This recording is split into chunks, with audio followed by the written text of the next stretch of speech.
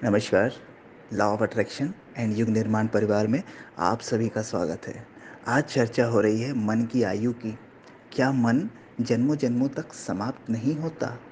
यदि नहीं होता तो शरीर की मृत्यु के बाद मन कहाँ जाता है? क्या होता है उसका?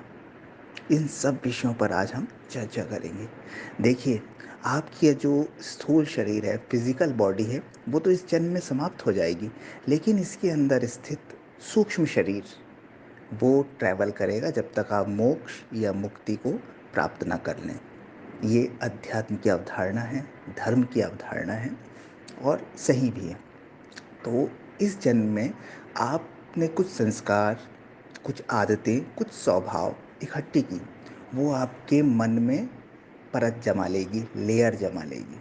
ठीक है? वो आपके इस जन्म को तो प्रभावित करेगी, इस जन्म की क्रियाओं को तो प्रभावित करेगी, लेकिन अगर आपने बहुत गहराई में उन्हें स्टोर कर लिया, तो वो इस शरीर के समाप्त होने के बाद जब सूक्ष्म शरीर किसी अन्य शरीर में प्रवेश करेगा, यानी नया जन्म होगा, तो भी उनमें से कुछ आदतों का अस्तित्व बना रहेगा। वो आदतें अगले शरीर में भी बनी रहेगी।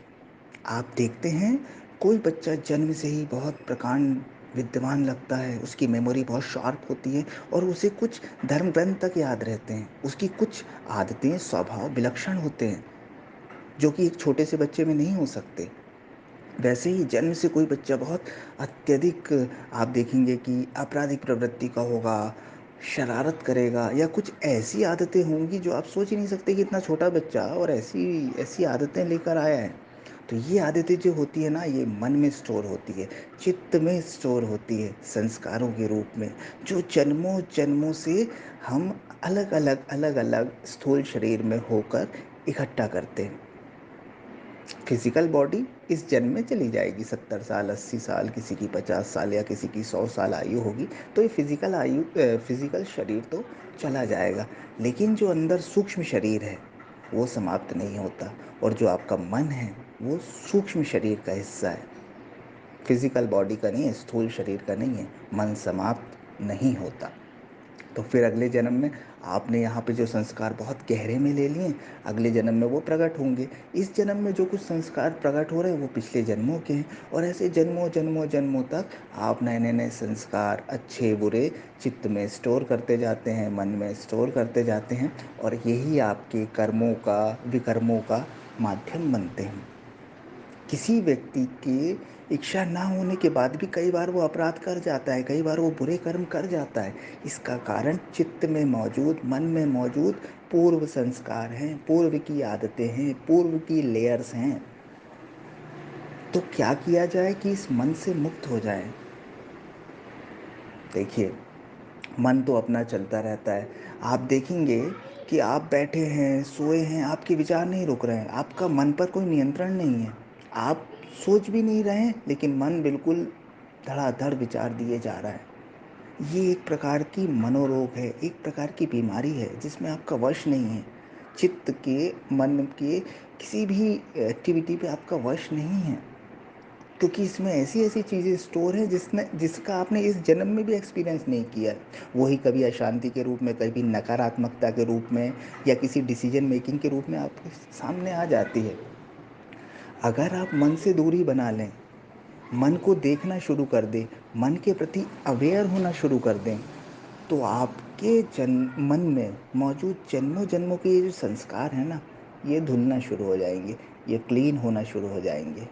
चित्त और मन अगर आप शून्यता में ले आएं, शून्य हो जाएं कुछ देर के लिए, उसके साक्षी हो जाएं, तो जितनी भी गंदगी है वो रिलीज होनी शुरू हो जाएगी। जितनी भी बुराइयां हैं वो हटने लगेगी, जितने भी विक्षेप हैं वो हटने लगेंगे, और मन शांत होने लगेगा, मन स्थिर होने लगेगा। और जो ये जन्मों जन्मों की जो संस्कार आपके आगे जाके कर्म बन सकते हैं, वो वॉश आउट हो जाएंगे। यही प्रक्रिया है अध्यात्म की, और यही रियलिटी है। कभी आप देखते हैं, गंदा पानी एक किसी पात्र में इकट्ठा हो जाता है। अगर आप उसको बहुत ज़्यादा हिलाएंगे तो वो गंदगी बनी ही रहेगी, लेकिन अगर आप उस पानी को, उस पात्र को जैसे का वैसा कुछ देर के लिए छोड़ देंगे, तो जो गंदगी है ना, वो नीचे चली जाएगी। यही मन के विषय में है। मन से लड़े ना, अच्छा या बुरा ना सोचे, मन को देखें, मन के प्रति जागें, मन के साक्षी बनें और आपकी जो गंदगी है, पुराने विचार हैं, संस्कार हैं, जो भी विक्षेप है, वो रिमूव होना शुरू हो जाएँगे, आपके जीवन में शांति उतरने लगेगी। और अगर कोई इस अवस्था को प्राप्त कर लेता है कि वो मन से मुक्त हो जाता है, मन को पूरा-पूरा देख लेता है, मन के प्रति जाग जाता है, तो वही मुक्ति हो जाती है, वही मोक्ष हो जाता है। अगर आप सूक्ष्म शरीर के प्रति पूरी-पूरी तरह जाग गए, कुछ भी अनदेखा नहीं रहा, कुछ भी अनजाना नहीं रहा, तो जब ये स्थूल शरीर खत्म होगा, तब सूक्ष्म शरीर भी खत्म हो जाएगा और वही मुक्ति है, वही मोक्ष है।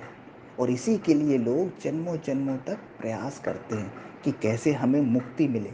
वास्तव में मुक्ति का अर्थ होता है सूक्ष्म शरीर का भी स्थूल शरीर के साथ समाप्त हो जाना।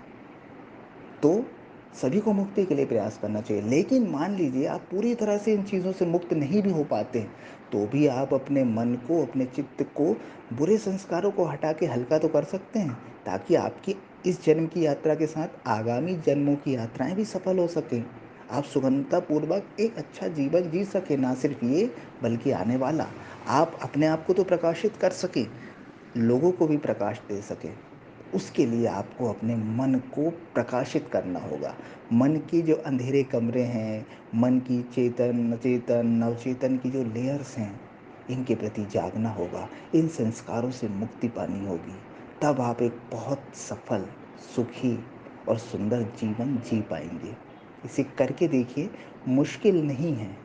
अगर आप में प्यास है, तो आप इन मन और चित्त में दबे कुसंस्कारों से, बुरी आदतों से मुक्त हो सकते हैं, अपना भी जीवन सफल कर सकते हैं और आसपास के लोगों के जीवन के लिए भी मार्गदर्शक बन सकते हैं। Thank you so much.